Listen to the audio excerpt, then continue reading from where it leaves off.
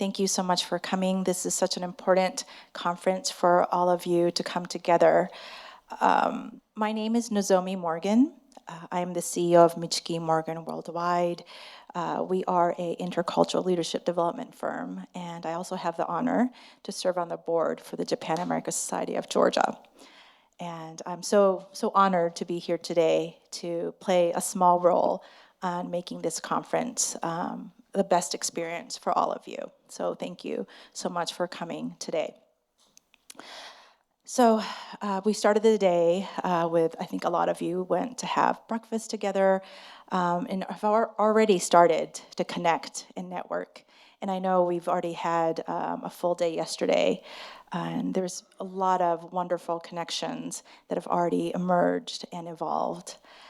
Really, as you can tell from the title of the conference, it's really about connecting, networking, and because, as we know, we cannot bridge the two countries, the two regions together just by ourselves. We need all of us together. So this is such a special place, special space. This is such a beautiful container for all of us to connect and create something beautiful and powerful. And I think, especially in the time that we're in, it's so important for us as humans, as people with heart and people with love to come together. We have a wonderful day today, and I want to start with the welcome remarks. We have Andrew Wylegala, the president of NAJAS, as you all know.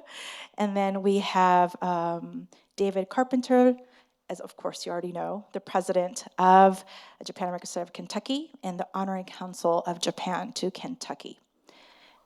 Should I introduce Rene? Is the two of us? Okay, wonderful. Thank you so much, Nozomi. Good morning, everybody. On the practical note, I would just make a quick note that I have one word for everybody at day 3 of a conference, and that's saronpas. You've already gotten caffeine down, so that's the second word. Welcome, as Nozomi mentioned, to day number 3 of the NAJAS National Network Conference, where we shift from inside baseball to outside baseball, literally and figuratively both at once. You'll know about the baseball piece of this. But this is the day where we shift from a day and a half of internal meetings and welcome our friends and partners, the greater ecosystem of Japan-related organizations. And we've lovingly been referring to this happening this week here in Lexington, Kentucky as JRO, Japan-related organization, Palooza. And it's thanks to all of you and your interest in coming, and especially the newcomers who are joining us in Friday on this open day. So we've been getting to know each other, and just, I'm not going to hit everybody, but some of the newcomers today: U.S.-Japan Business Council, Major League Baseball Players Association Players Trust, Sister Cities International, and of course our friends Sasakawa Peace Foundation USA, and more joining us in this big community. Likewise, there are some newcomers on the inside baseball side. I'd like to share with others of you, not members of NAJAS, that NAJAS is growing. And we're welcoming back for a second year to the conference societies from Miami, from Phoenix, from Buffalo, New York, my hometown, from Madison, Wisconsin, and Rhode Island. And we just refer to it as the whole state because of its diminutive size. But we're happy to have all 5 of those new members. There's some individuals who are well known to the NAJAS community who are joining us. Familiar, friendly faces. Peter Kelly, I'm looking at straight ahead. We're so delighted that Peter is back with us. We've heard about Ambassador Ira Shapiro. He's delivering love messages right now, but he was with us for the first day and a half of our gathering, as was Peter's predecessor, twice removed, before Sam Shepard, Patricia Kearns. So this was not only a palooza, but also a great reunion for NAJAS. So welcome to all of those folks. So those joining new, the polite thing to say is, we're glad you're here and you didn't miss anything. That would not be quite accurate. You did miss a few things. A tour of the world's biggest Toyota factory, 2 films, 20-ish sakes, a mayor, a lieutenant governor, a dozen workshops, started off by an intensive one from Nozomi Morgan. Thank you very much for that. An incredible amount of ideation that we heard just percolating on 3 levels of this wonderful art centers. All that was going on. And I didn't even mention a pretty killer girl band, which also appeared, but don't feel bad, they'll be back today. We are so thankful for the Japan-America Society of Kentucky and the huge lift of this individual, David Carpenter, and a small and amazing team. So a big hand to you guys for what you did here. We're grateful to be in the box, to think out of the box. They call this the Black Box Theater for obvious reasons. Beautifully decorated by David, these incredible kimono that are here. The space is amazing. The space has contributed to the event. I hope people have been enjoying exploring this incredible gallery and more the community of the people who run it. This is a City of Lexington operated enterprise. It was lovingly renovated in January of this year. Celeste Lewis is the person to thank for the overall management of it. Mayor Gorton was with us on Wednesday evening as well. So thank you, Pam Miller, who was a former Lexington mayor, I believe. All right, Pam Miller. She's the current. Is the current? Oh, no, she was the past. Yes. We got our mayor straight. 2 terms. I'd also like to thank a couple of the major sponsors who made a larger, more inclusive meeting possible. Japanet America and Japanet Cruise more particularly. Yeah, for those maybe not familiar with what is in Japan, for sure a household name. This is a mail order company founded in 1986, and it is now focused on U.S. sales of cruise package tours in and around Japan. And in less than 3 years, 2 years, 8 months, established in the United States with a base in San Jose, this firm has already garnered more than 100K passengers, and quite recently it won the Cruise of the Year Grand Prix Award as well. So we're delighted that Japanet is supporting us. Thank you very much. You'll meet several of their representatives led by President Ibaraki, and you'll be hearing more from them on a panel. AFLAC has also been a very generous supporter. They've been a network corporate donor for us for years, and they wanted to contribute a bit more.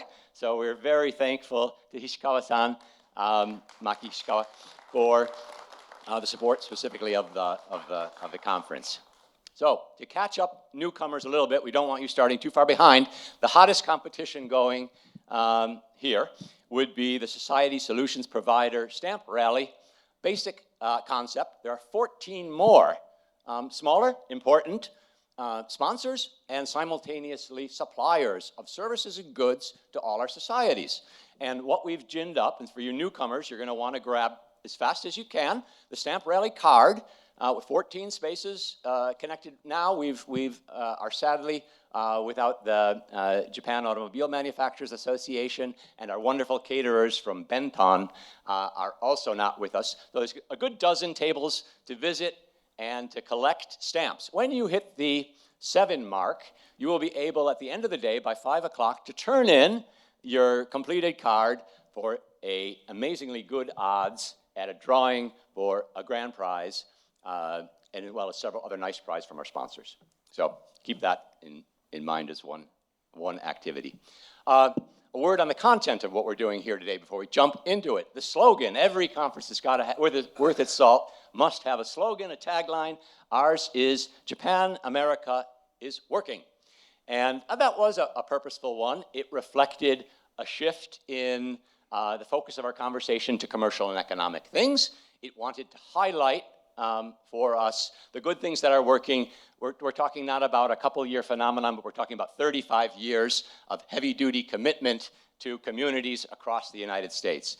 We, as NAJAS, used that line as a hashtag and highlighted investments across about 25 of our societies, just flagging for folks who had sort of missed the level, the scale, and the impact of investment across the United States. So you guys can pick up this brochure, poke on to the LinkedIn account of NAJAS, and we stand by that slogan, Japan America is working. It's sort of been overtaken by another more common slogan that we hear in the hallways, which is, it's in the schedule. And I point out that this schedule is available. We do have a lot of things going on, some of them unfortunately simultaneously in the afternoon due to space-time continuum constraints. But pick up the schedule and you'll be able, with Nozomi's guidance, to get to what you want to get to. A couple of words on logistics. We are in this room, the lovingly named Black Box Theater, until 2:30 p.m.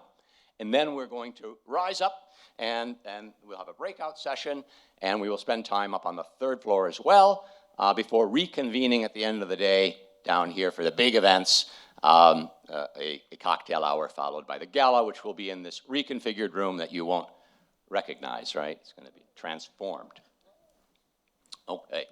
We're going to have a slightly later lunch than normal. I'm sorry, Nozomi, I'm usurping a little bit of the inside baseball. Some snacks available, but hang on for that. It will be a working lunch in this room. We're going to have lunch boxes in the black box. We made some news also, inside baseball and out. For us, the big news is indeed a bittersweet one. Let's start with the sweet side. Emma Shantlet-Avery is the new chair of NAJAS by overwhelming wild acclaim. And overwhelmingly wild sorrow was the departure of Ambassador Kurt Tong after 4 magnificent years pulling the group through, and he's wiping the tears away. More news to be made ahead, courtesy of Representative Vanessa Grossel, who's teamed with Kentucky General Assembly Senator Nunn, Matt Nunn. And they are doing something very novel, and we're going to hear more about it. There's going to be a Kentucky-Japan caucus. Pretty cool at the state or Commonwealth level. That will be followed by Congressman Andy Barr, who will be stopping by for some brief comments. So we'll hear what those caucus activities, interparliamentary diplomacy looks like at the national level. Ambassador Yamada will be with us informally in the morning, dropping by. Don't be surprised if he shows up and tries to get a stamp. Please give him one, and please meet him. But he will be back more formally at about 5 p.m., joining us upstairs for our concluding remarks and sessions. In the news department was the ambassador's very fruitful visit. Maybe he'll share some of the highlights of it, or maybe David will. David was intensively involved after putting on all of this. He was busy in Louisville and Frankfurt and all over the place supporting that event. And I just wanted to highlight that. Why was he doing that? He's a nice guy, yeah. And he's also the honorary consul of Japan in Kentucky.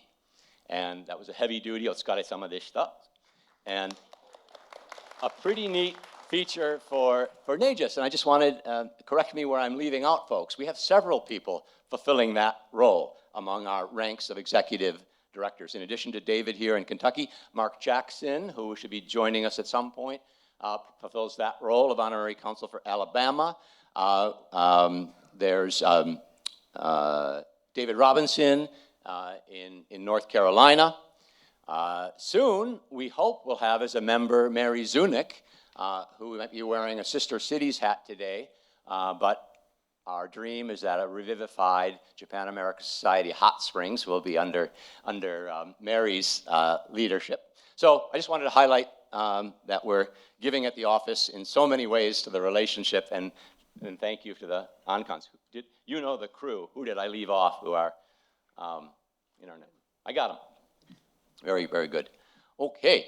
The last piece I wanted to highlight is that none of this would have been possible without David, without the sponsors, and without a really Herculean effort from a tiny, mighty team at NAJAS in Washington, D.C. Some quite new.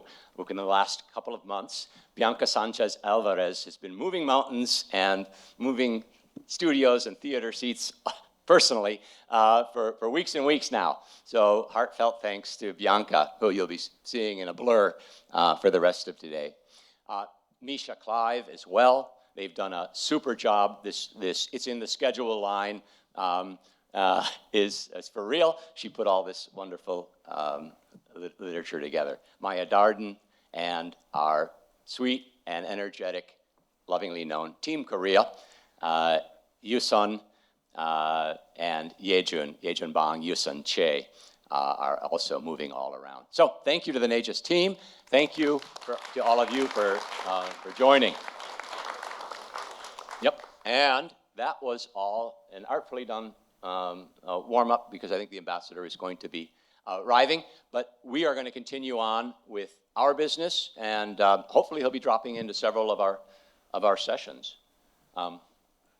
Nozomi, David, before we launch into our next round, anything more? Nope, I think we're good. Thanks all. Okay. Well, thank you. Thank you, Andy. Thank you, David. So our next is a panel. The panel is 2025-2026 Overview with NAJAS Program and Funding Partners. So we have Hiroyuki Kojima, the Director General of Japan Foundation, New York. Yeah, please. Big applause. Thank you. And then our next panelist is Teruko Wada, Executive Director of K-Danren USA. Thank you.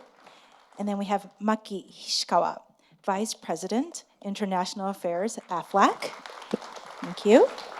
And then Tomoko Hosaka Muleni, Executive Director of the U.S.-Japan Business Council. And then, of course, our moderator is our fabulous Andy. I think you all have, yeah, you have that mic. Does that work, David? Yeah? Okay. Andy, do you want to use the handheld? Is that easier for you, or do you want me to? I take that one. Get you guys your own. Okay. You can leave them on the table. Yeah, some of it to your down or somewhere around sort of your collarbone.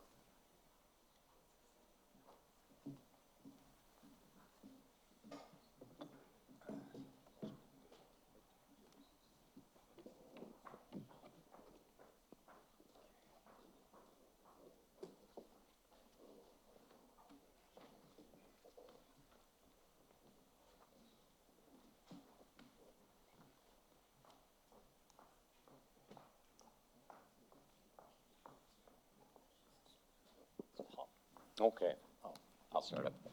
Very good, folks. We'll get going with our panel, renamed Funders and Firms, the why and how of supporting U.S. ties from both the public, and is represented by the three women to DG Kojima's left, the private sector as well. We typically would start off with a funders panel, so we've taken a little bit of a twist on that. Indeed, these folks are funders, donors, sponsors of our organization, and in different guises to a degree, but we wanted again to continue that pivot to a more commercially oriented direction. And rather than an update on what each of these organizations are doing, we're really interested in talking about the interrelationships between the different chambers, between the chambers and the NGO world.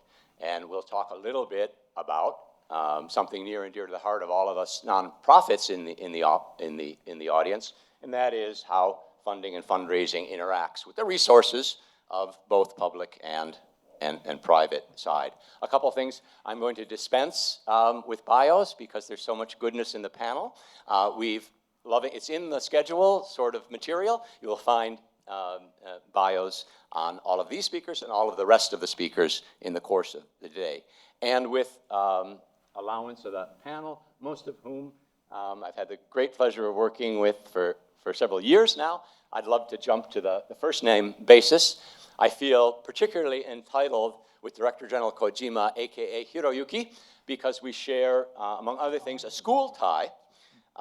He is a distinguished graduate of the Urawa Koto Gakko, and I passed through its halls a couple years before Hiroyuki-san did, but we share that affiliation, which is pretty neat. So what I'd like to do, Hiroyuki-san, you're back with us following the Portland conference in August of 2024, which took place very shortly after you had arrived and taken up duties in New York City. Also, you don't need much introduction because you're very well known and loved by this audience, many of whom, JFNY and JFLA, are supporting financially material expertise, as we enjoyed yesterday in the presentation on the capacity building grant program and in the open house that you and your colleagues, and thank you for closing the New York office to support the conference, by the way. So please take a moment maybe to add on some other features of your experience from the past year. Maybe mention a little bit about what's happening in LA and in Yotsuya headquarters. And then I'm going to ask you for 3 quick questions about the Japan Foundation, which is, of course, the premier organization, public organization funding cultural exchange from Japan. Are you good with? Can you hear me? Oh, okay. So, おはようございます. Yeah, good morning. So, thank you, Andy, for kind introduction. And then, あ、ちょっとこれなんか声が大きい. Are you okay? A bit? Yeah, okay. So, yeah, thank you very much for having me for this session. And it's always a pleasure to working with you, jazz community. What should I use? Okay. Okay. And also, I'd like to congratulate the success of this NAJAS conference, and then special thanks goes to the team of NAJAS, and as well as the Japan American Society of Kentucky. And so, I'm the Director General of the Japan Foundation New York for about a year. Or should I use that one? You could use that one instead, right? どっちがいい? いい? あれを使った方がいい? You can check this microphone off and use that microphone instead. Maybe instead of killing it.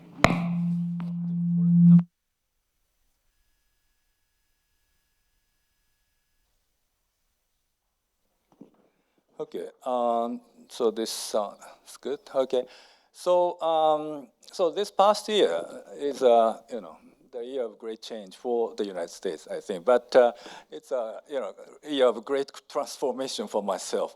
So I transferred to New York June 2024. And although this is my 4th overseas assignment, but this is my very first time to live and work in the United States, so it took some time to get accustomed to this new environment. But just for a note, I worked in 3 different Asian cities prior to New York. So Manila, Philippines, and Beijing, China, and Seoul, Korea. But I found out yesterday, Ambassador Carl Ton, also worked in these 3 cities in this order. So it's quite a coincidence. Okay. So as I said, that this is my very first time to work extensively, in this country. So in the first 1 year, so I tried to, visit as many cities as possible, to talk as many people as possible, and to learn about this local environment and diversity of this country. And so for in 1 year, I made maybe more than 20 business trips, and then visited approximately a third of 50 cities, 50 states, but only covered a third, so it's a long way to go. But that helped me a lot to understand the diversity, a variety of culture, society, and the people of this country. And so I will continue doing this this year again to try to visit many more cities to understand even better of this country. And I'm very looking forward to doing that. And about the Japan Foundation, I'm sure that most of you have some knowledge about our foundation, but I will not go into the detail, but I will just touch briefly about the characteristics of our foundation. So the Japan Foundation, the Japanese name is Kokusai Koryu Kikin. And there is another excellent organization called Nippon Foundation. Nippon Foundation is, Japanese translation is Nihon Zaidan. Sometimes people get confused. So literal translation of Japan Foundation is Nippon Zaidan, but the Japanese translation is quite different. So we are both different, but we are working. Sometimes we work together. So, And so Japan Foundation is a public organization, quasi-governmental organization established in 1972. So we have more than 50-year history. And but we, so legally speaking, the status of our foundation is called 独立行政法人, so independent administrative agency. So we belong to the government in a broader sense, but not the government per se. So we have entitled certain level of independence and flexibility in operation. But still, we sometimes, we work closely with the Ministry of Foreign Affairs or Embassy of Japan. So we are working in, diplomacy, the context of diplomacy in the broad sense. But of course, we are not engaging the traditional, diplomacy. What we are doing is what we call the public diplomacy. So whereas the traditional diplomacy is, is done through the channel, state-to-state channel, but public diplomacy focus on people-to-people relationship. And we work on a very long-term basis. We look for the long perspective. And we are trying to build trust and mutual understanding through dialogue and exchange. So that is what we are doing. And so looking at the current situation between US-Japan relations in the context of public diplomacy, we have a lot of opportunity, but at the same time, I think we have some challenges. So the opportunity, so after I moved to New York, I found out that, I've heard about something, but I really felt that, the interest to Japanese culture or Japanese society is growing in American society. So there used to be a certain group of people who really like Japan or Japanese anime or Japanese pop culture. But now, ordinary American citizens are really very naturally enjoying Japanese food, Japanese culture, and more and more Americans go to Japan for for fun. So inbound tourism is really flourishing. So this is a really great thing, I think. And also, the area of US-Japan cooperation is expanding. So not only limited to the traditional security, hard security, or economy, or science and technology, but now that cooperation is expanding to the areas such as disaster preparedness or aging society, how to deal with aging society, or how to tackle the so-called social isolation, or youth education, or so on, or public health. So we call this, common issue or global agenda. So, the more and more specialists working in that field are trying to reach out to Japanese counterparts and vice versa. So the area of cooperation is expanding very rapidly. So that is a very opportunity. But at the same time, we are faced with a relatively extraordinary situation. So at this time of drastic change of political, domestic politics as well as international geopolitics, I'm a bit worrying about that opportunity to or interest, public interest toward international collaboration, as well as the resource allocation, might diminish in the coming years. So we are enjoying a wonderful US-Japan relationship at the moment, but we cannot take this for granted. This is the result of the many people's efforts, who try to bridge our two societies, two countries. So we have to keep investing on the next generation to, maintain this and develop this situation furthermore. So facing with the current challenge, we are really trying to figure out how to respond to that. And of course, we need to partner with you guys. We cannot do much thing by ourselves, solely by ourselves. So we have to really want to team up with people who try to, who are envisioning the same direction. So that's the challenge. So we both have opportunity and challenges. And sometimes Japanese young people are criticized to be too much inward-looking. They want to stay in the country and they want to go out of the country.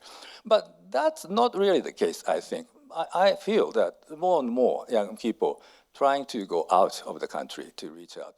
For example, just a very small example, but we are running the JOY program together with Laurentian Institute. And the applicants for JOY coordinators are increasing year by year. Applicants, they are Japanese, ordinary Japanese, wants to work in the United States for as long as 2 years as a JOY coordinator. So more and more people applying for that. So there are at least some group of Japanese young people who try to go out and reach out to the different culture, different people. So that's one good thing. Okay, so I don't know how many times. Yeah, more. I should finish it. Just one more thing. So when I started working at Director General of Japan Foundation New York, I made 3 key points in mind. So one is it's a kind of duplication with what I said a while ago, but one is an investment or nurturing next generation leaders, next generation, the one thing.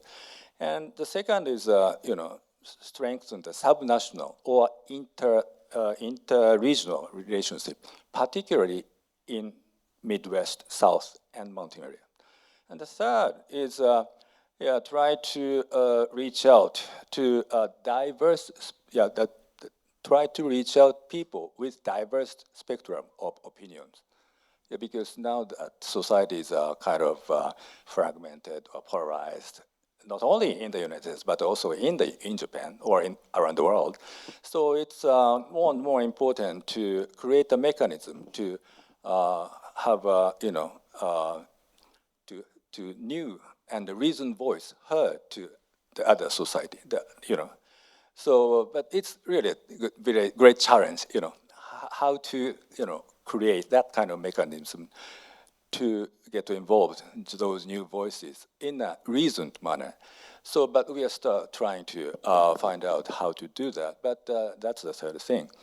So I will make these 3 points in mind from now on, and then try to strengthen activity in the coming years. So we are trying to secure more budget to strengthen this activity. It is even more important to do that. So that's what we are saying. So, but I really looking forward to working with you that direction with all of you here.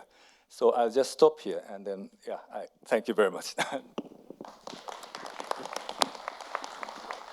Thank you very much, Hiroyuki-san. And we are so appreciative of that commitment with the external environment changing and becoming more difficult, with the pressure that you face internally with Ministry of Finance constraints on the budget.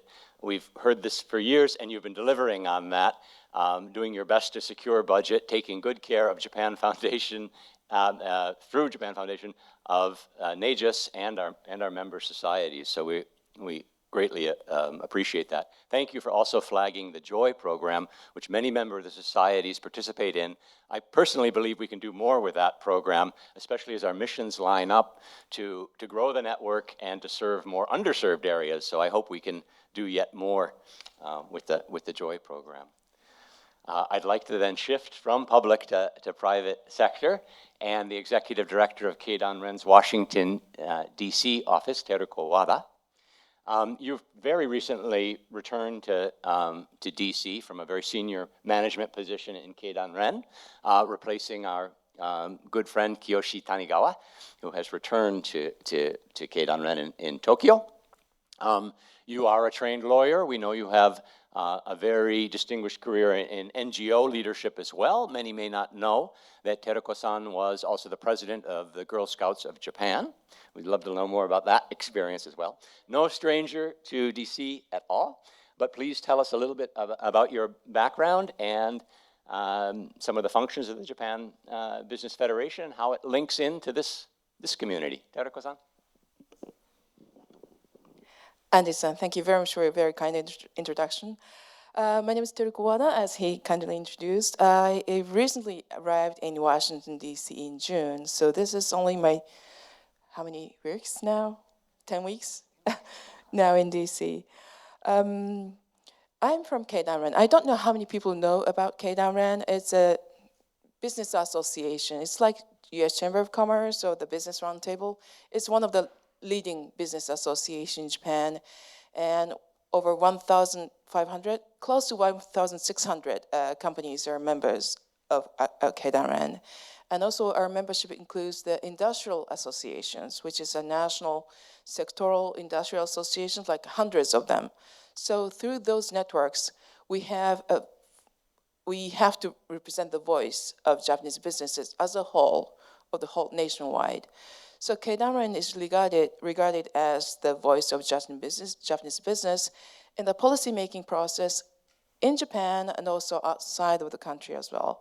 We engage with the policy dialogue with the other foreign business associations like U.S. Chamber of Commerce, Business Roundtable, USCIB, or other business associations in European countries or Asian countries as well. So we have a huge network globally engaging in the policy dialogue, which affects the business environment internationally and domestically. So I've been working for Keidanren for about 30 years. Please don't calculate. I started at 6 years old, so so I've been working for Keidanren for that many years. But for the first 20 years, I've been working for the domestic policy issues. I've been in charge of business legislation and also like antitrust issues, corporate law issues, tax policies. So I've been in charge of domestic policy for 20 years, and most recent 10 years, I've been in charge of international affairs. And in that capacity, I brought a business delegation from Japan to visit the states in the United States. So actually, I came to Kentucky in 2017, bringing a delegation from Japan.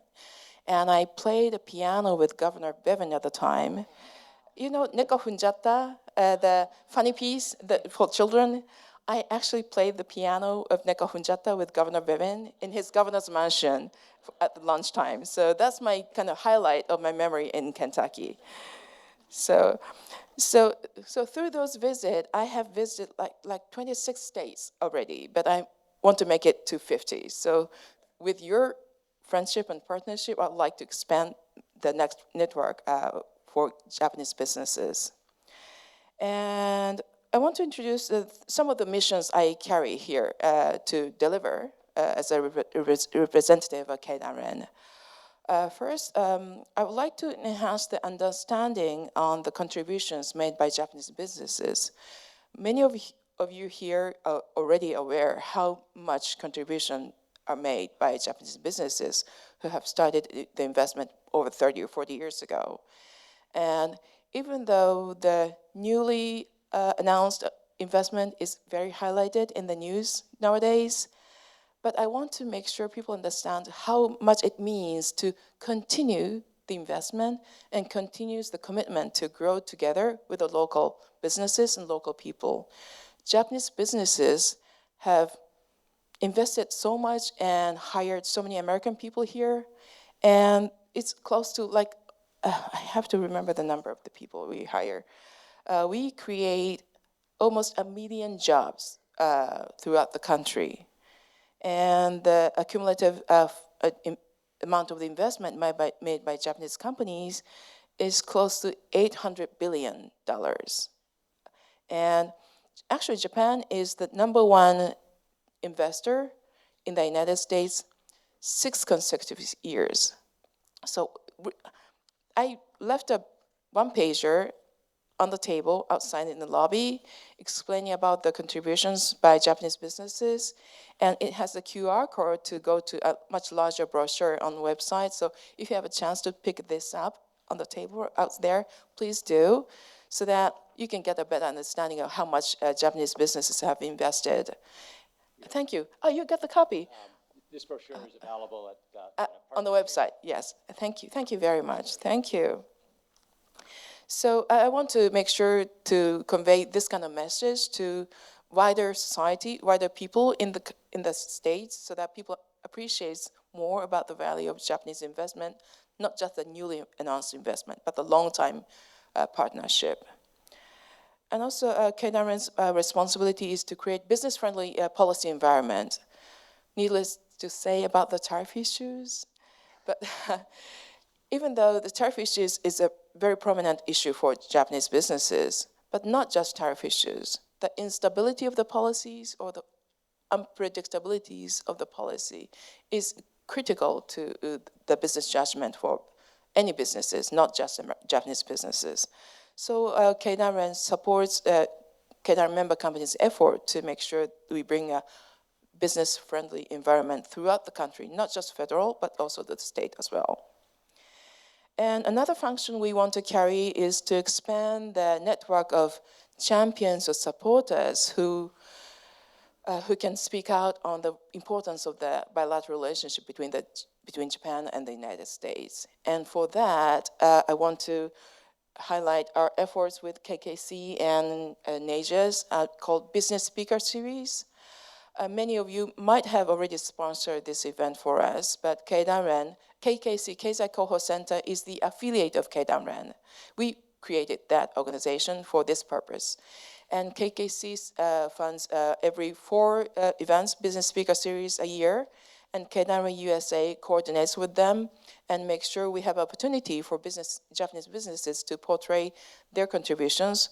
They tend to be very humble, so we have to support them to speak out more and make more visible, to become more visible. So I want to take this opportunity to ask you for your support to help Keidanren and Japanese businesses to spread the words about the contributions. And if you have any opportunities for me to speak or for member companies to speak on their behalf, we'd love to coordinate with you, work with you to have more opportunities to for the many more people to understand the friendship and partnership between the two countries is so deeply rooted and so widespread. So thank you very much. Thank you very, very much, Teruko-san, and for underscoring the Business Speaker Series. I'm happy to mention that Japan American Society Washington, D.C. is kicking off the cycle this year. They'll be hosting Mitsui OSK lines, which means there are 3 more slots available. I guess one question to you, Teruko, is do you think you'll have the time on your schedule to continue the practice of joining those events? I would definitely love to join, and I have asked my boss to increase the budget for my travel, so I'm happy to make a trip throughout the country. Thank you. That's excellent. And just to underscore again, that larger report is available upstairs and, of course, on the website as well. And a bit about spreading the word. Again, that comes back to that tagline about Japan America is working. These are the vignettes, the stories of that contribution. Very good. I'd like now to turn then to Maki-san, Maki Hishikawa. You're returning to the NAJAS conference again. We loved having you up in Portland, and you're wearing 3 hats today as Managing Director for International for AFLAC, based in Washington, D.C., where you've lived for a number of years now. You're, again, that generous donor to NAJAS, representing AFLAC. And you serve on the board of several organizations, including the Japan American Society of Washington, D.C., where you're a vice chair. And also important for this group, we're talking about chambers. Who are these groups? How do they fit together? Let's get the acronyms straight. The Japanese Commerce Association of Washington, D.C., where you're a strong member as well. We want to know more about your personal journey, your time in journalism. First, a couple of questions. AFLAC, the first company to offer cancer insurance in Japan, a major supplier there, but an American company based in Georgia. Are you an American company? Are you a Japanese company? And what's the difference between the 2 ducks that we know about? Maki, over to you. Yes, okay. Well, thank you so much for having me here, and also, we are honored to sponsor NAJAS and a couple of societies every as an AFRAC. So, before I talking about AFRAC, I just would like to talk about a little bit. I don't want to talk about myself, but I want to talk about my personal journey simply because I have Japan American Society made a huge difference on my career development. I started my career as a journalist, Nikkei staff writer in Tokyo. It was really my dream. But I had to give up my dream job to get married to my fiance who live in Washington.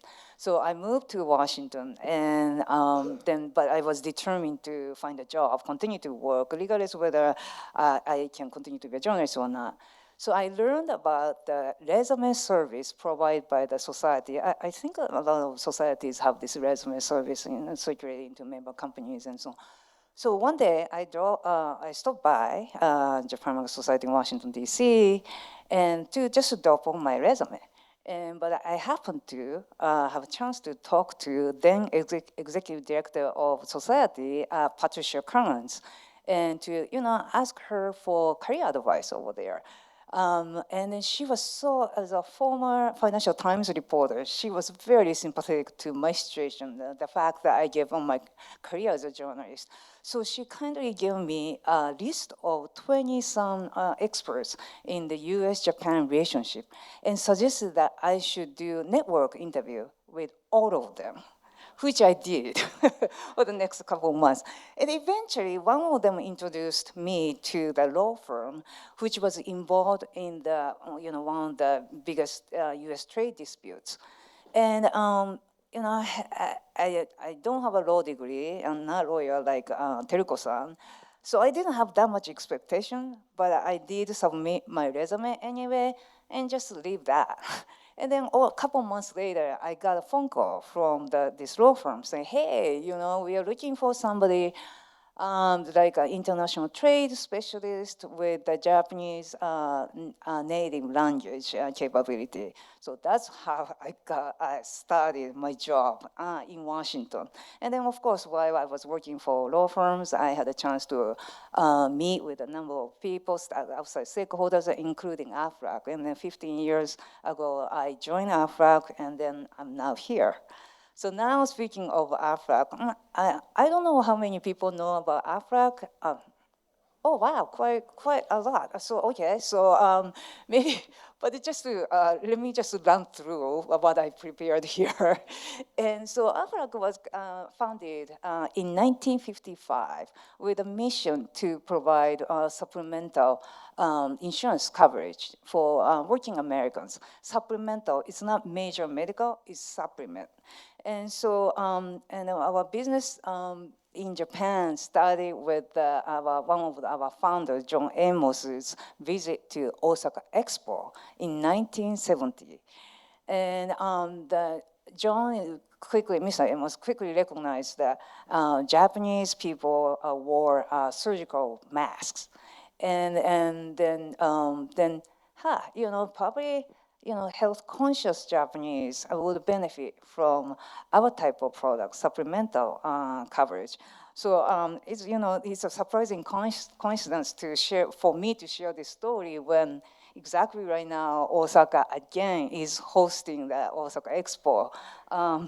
So in 1974, the AFRAC was able to get the license as a life insurer from Japanese government, and became the first American company to offer cancer insurance. And fast forward today, AFRAC is now the leading company of the cancer and medical insurance, and we have now 22 million policies in force, and then have almost 14 million Japanese people have our policies. In other words, more than 10% of the Japanese population has our policies. Now, we are so successful in Japan as a company. Now, more than 70% of our business in Japan. and we are one of the most successful American companies in Japan. And then you will wonder, like, what the heck is going on? Why you are so successful? I would say, there's a bunch of reasons, but I would highlight two today for the sake of time. One is that our core value. So our founders of AFRAC headquarters and also AFRAC Japan, they felt very strongly their missions of saving cancer patients, their families from financial difficulties. That mission really remains our core value up to date. And that really helped us to focus on cancer and supplemental medical insurance as well.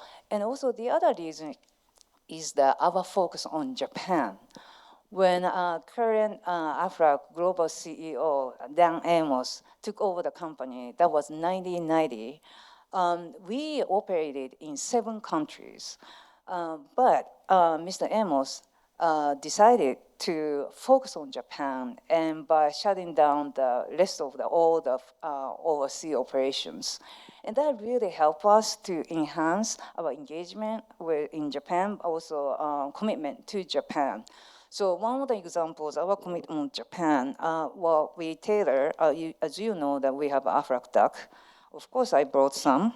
By the way, we celebrate 25th anniversary of AFRAC duck, so this is like an anniversary duck. It's kind of cute, isn't it? This guy doesn't stand up very well. So if you look at it, I don't know whether you have heard, like if you push it, yeah, it's just scream, right? AFRAC, AFRAC, AFRAC. That's the U.S. duck, but Japanese duck. Well, everything has to be cute. So we tailor our duck to Japanese. It's like, it's a little tiny. You can just put this in your bag and so on. And then also so it doesn't scream that much. So we tailor our ducks also to Japanese culture and Japanese customs. That's one of many reasons why we are so successful in Japan. So that's it. Thank you, Maki-san. And from the ducks to the third rail question that we spoke about a little bit, I'd like to go there just for a moment if we can. And you can answer as wearing any of the hat you prefer, either as AFLAC or Japan Commerce Association of Washington. And the question is, how can our member societies be more effective allies of corporates in across the country, be they Japanese capital or American capital? How can we even in a better fashion approach respectively to make requests for corporate funding? Any pointers there would be very helpful. Thank you. I will be good. Well, given our, as now, we are our significant business in Japan, the strong U.S.-Japan relationship provide a foundation for the success of our business.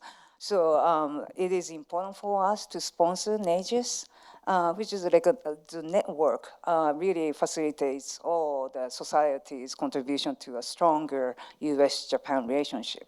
As for what NAJAS member societies can do for your existing or potential corporate sponsors, I suggest you look at your local communities and then how the value you can provide to your local communities can overlap with what corporate sponsors are looking for. For example, in our case, in addition to the Japan American Society in Georgia, where our headquarters is located, we also are a strong supporter of Japan American Society in Washington, D.C. As you know, Washington is the center of public policy communities, including those involved in U.S.-Japan relationship. So the Japan policy community is a very important key stakeholder for us. So the value the society that provide to the community overlaps with what we are looking for. Now, as for our corporate charitable activities, we really focus on our core value. that is caring for cancer patients and their families. In particular, pediatric cancer patients, their families. For example, in Japan, we offer a comprehensive support for the childhood cancer patients and their families by providing temporary housing for the families so that while the children go through really difficult treatment in the hospital, their parents can stay in the temporary housing. We also have a scholarship program for high school students who overcame or are still suffering from the childhood cancer, and then the high school students who lost their dad and mom from cancer. And in the U.S., we also do the charitable giving. One of the examples is to make significant contributions to the cancer pediatric cancer treatment and the research, so that there's a children's hospital in Atlanta, so-called the Children's Healthcare in Atlanta.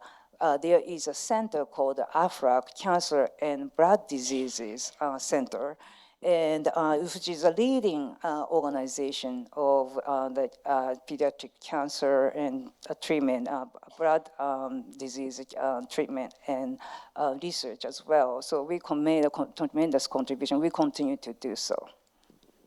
Thank you very much. Thank you very, very much, Maki. And now I'd like to we'll stay with another trained journalist in Executive Director Tomoko Maleni. Tomoko, we're delighted to have you and the U.S.-Japan Business Council joining us for the first time. Of course, the Business Council is no newcomer to the scene at all. Your organization is older than NAJAS and about the same age as the Japan Foundation itself. You yourself are far younger than that. You've been with the organization about 3 years. Before that, you were a vice president for Japan with another fine sponsor of NAJAS, the Asia Group. So we're really delighted to have you join the panel. Many members have encountered the council through meetings, for those who spent time in Japan, where you meet with your counterpart organization, the Japan-U.S. Business Council, which of course includes Wada-san's Keidan Ren. So this is really the point. This is a community, and we're all pulling from different perspectives in the same general direction. So functionally, if not geographically, we've got that similarity going. The council is advancing interests of U.S. businesses in Japan. We'd love to get to know you a little bit more, understand the role of the Business Council, the other group that we interact with quite frequently, the American Chamber of Commerce of Japan. How do you overlap and differ in membership and mission? And of course, just to introduce yourself as well to the audience as well, Tomoko-san. Thank you so much for the kind introduction, and thank you for inviting me to join you today. I'm thrilled to be here at my first NAJAS conference. So since this is my first time speaking with you all, I'll briefly explain the U.S.-Japan Business Council, which is known as USJBC for short, and a little bit about my background. My name is Tomoko Maleni. I'm Executive Director of USJBC. As Andrew said, I have been with USJBC for about 3 years. Before that, I was worked for Ambassador Tong at the Asia Group. And before that, I was a journalist for most of my career. I was with the Associated Press, both in DC and based in Japan, mainly as a business and economic journalist. So the USJBC is part of the U.S. Chamber of Commerce's international division. U.S. Chamber of Commerce is the Keidan of America. It is the largest independent trade association in the world, and we really advocate for the interests of our member companies to policymakers and the public. Our members include 80% of the companies on the Fortune 100 list, hundreds of thousands of small businesses, and every type of business in between. And a lot of people confuse us with the Department of Commerce. We are not government. We are not funded by government. We are separate from government. So we get that a lot. Like, wait, are you the Commerce Department? It's like, no. And you know, while the country has changed since the U.S. Chamber was established over a century ago, our foundational belief has not, and that is we really believe in the ability and power of American businesses to improve lives, solve problems, and strengthen society. And a little known fact about the U.S. Chamber's history is that Japan actually plays quite an important role in the origin story of the U.S. Chamber. In 1909, a kind of a disparate group of local chambers of commerce on the West Coast, they banded together to host the first ever Japanese business delegation to America, and that was led by Shibusawa Eiichi, which is a very important historical figure in Japanese history, and now the face of the 10,000 yen note. And so coordinating the delegation's travel required many independent and unaffiliated chambers of commerce across the country to communicate and work together for the first time. This was a massive business delegation. They traveled to 50 cities. There was like a dedicated train that went from city to city. And so it really highlighted the need for a national chamber of commerce to receive and coordinate such international visits. And this vision was ultimately achieved in 1912, encouraged by President Taft, and that's kind of how the U.S. Chamber of Commerce started. And so Japan was kind of the inspiration for the Chamber's origins. So, and since our founding, the Chamber has advocated for policies that help businesses create jobs and grow the economy, and we do this through a number of different channels and levers. So it's informing our members with timely policy analyses and legal advice. It's connecting them with leaders in business and government, equipping them with tools and resources to help them succeed, and really serving as their ally and champion on Capitol Hill, in the courts, in state houses, and in markets around the world. And one of the aspects of the Chamber that maybe many of you don't know is that we have a very active litigation center, and that's one of the really strongest, I would say, most active levers that we have. We are the preeminent legal advocate for the business community. And so we've had, in this last Supreme Court term, we secured 12 victories. Over the past year, we've secured victories against the FTC, EPA, NRIB, CFPB. And so we really, I believe the statistic I heard was we sued the Biden administration 21 times. And of the cases that have kind of come to fruition, we have like an 8-1 track record. So that's an important part of the Chamber's work, is to really advocate for the business community in all areas. In addition, we have something called the U.S. Chamber Foundation, and that is our nonprofit affiliate that really seeks to harness the power of business to create solutions. And so the main work we do is through workforce development. We have a really important program called Hiring Our Heroes that works to connect veterans and their spouses to jobs. Education, we sponsor the Civics Bee every year for students. It's kind of like the Geography Bee and the Spelling Bee, but in civics. And we really provide disaster relief and mitigation for small businesses. And so as part of the Chamber, we have a significant international division. And within that international division are 20 bilateral business councils, of which USJBC is one.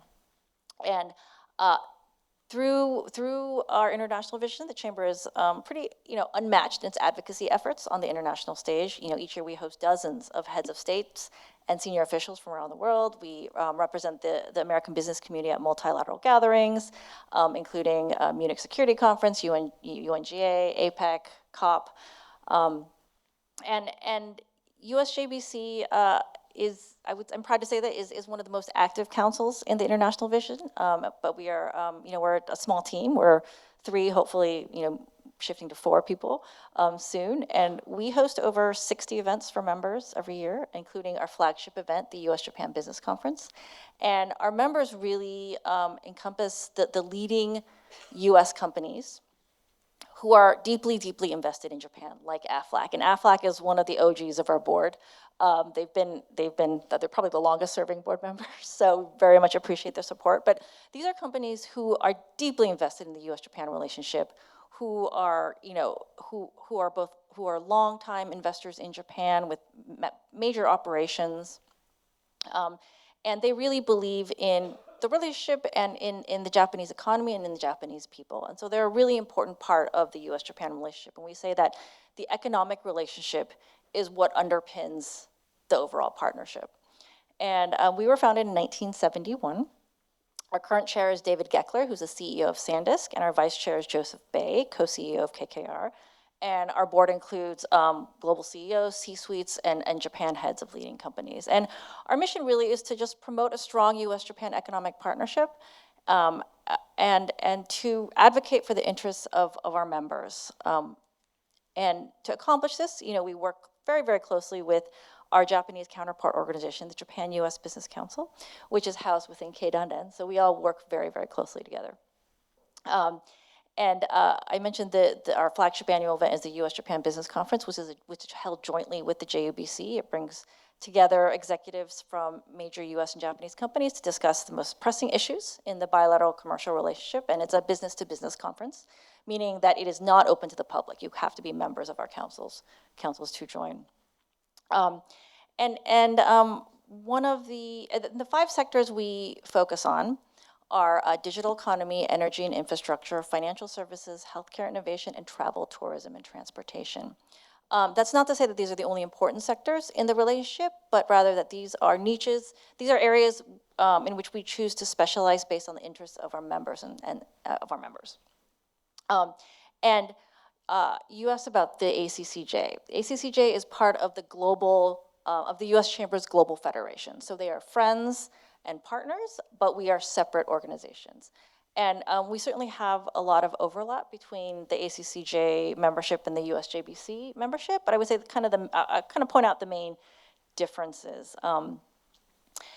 Because we first of all, we represent U.S. companies only. We don't accept membership from European companies or Japanese companies. We're strictly U.S., whereas the ACCJ is a much wider umbrella. They accept companies of different origins. Our sectoral interests are also much narrower. I believe the ACCJ has like 60 committees. We have 5 working groups. And so we are much more laser focused on our 60 some odd members and who are basically the biggest companies in the relationship. And our sectoral focus is much narrower, right? And I would also say that the ACCJ is primarily a local Japan organization. They do not do Washington work, whereas we work, because we're based in Washington, D.C., the focus of our work is both Washington and in Japan. And I think that's a big difference in how we operate. They do the NORDAC. Yeah. But we work with the U.S. government on a daily, weekly basis at very nitty-gritty levels. I think aside from the ACCJ, I think what distinguishes us in the kind of U.S.-Japan universe is that we really get down into the weeds of policy.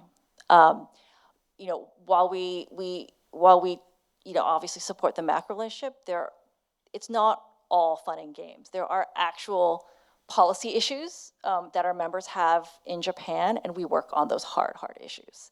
And because we're part of the larger chamber, I think that gives us a number of levers to use to try to advocate for our members. For example, there are certain issues that we deal with as a council, but for bigger issues, we'll kick it up the chamber and kind of bring in the big guns when we need, so to speak.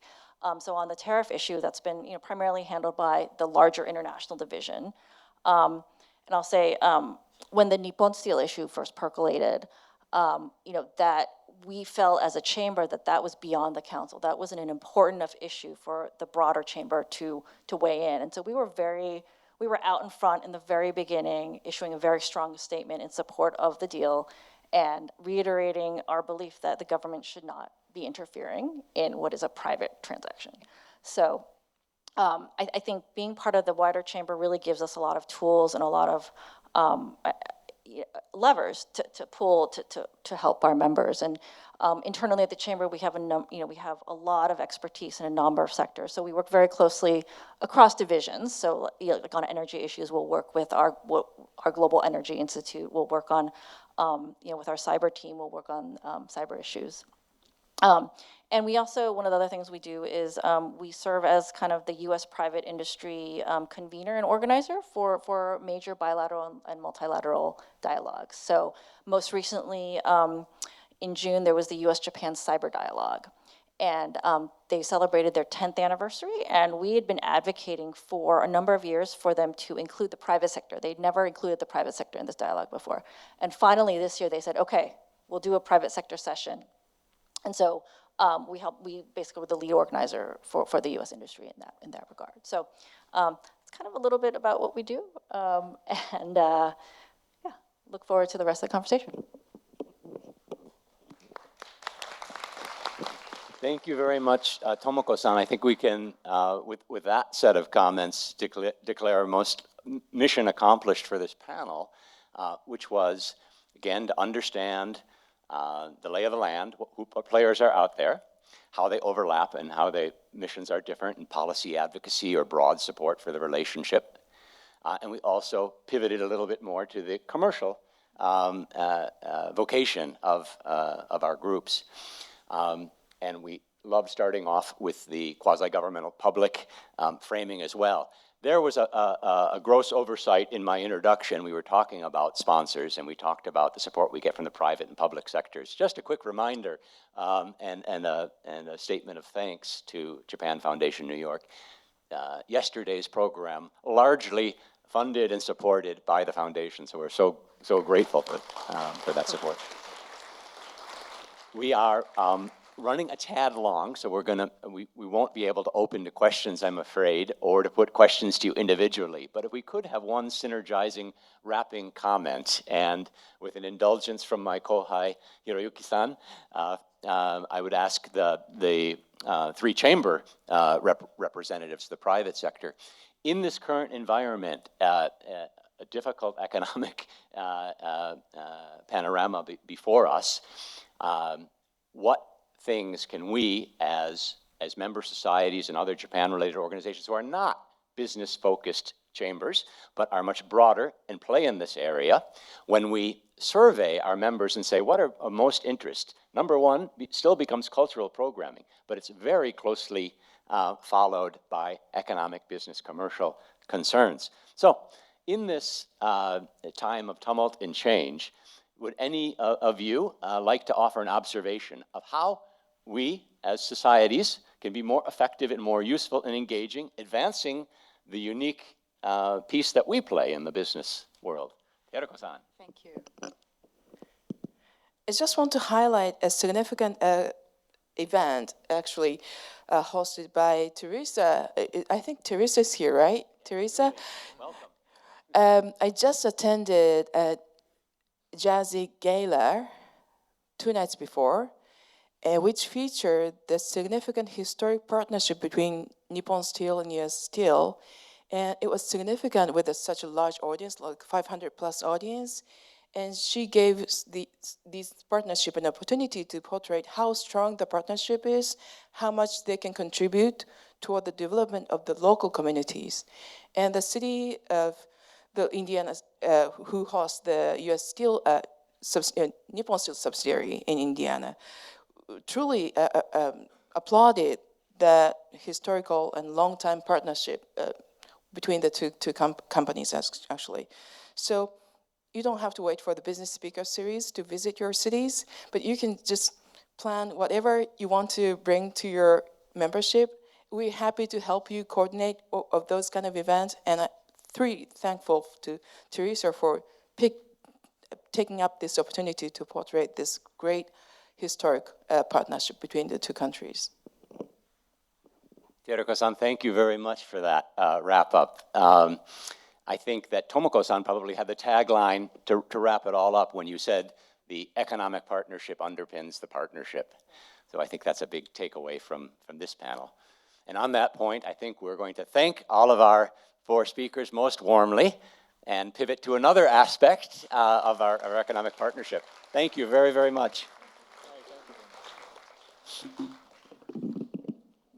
Andy, thank you so much for the amazing moderating. If I can take out this microphone. Take a short shift, I would ask everybody to stay in the room if we may, and we're going to transition to the next panel.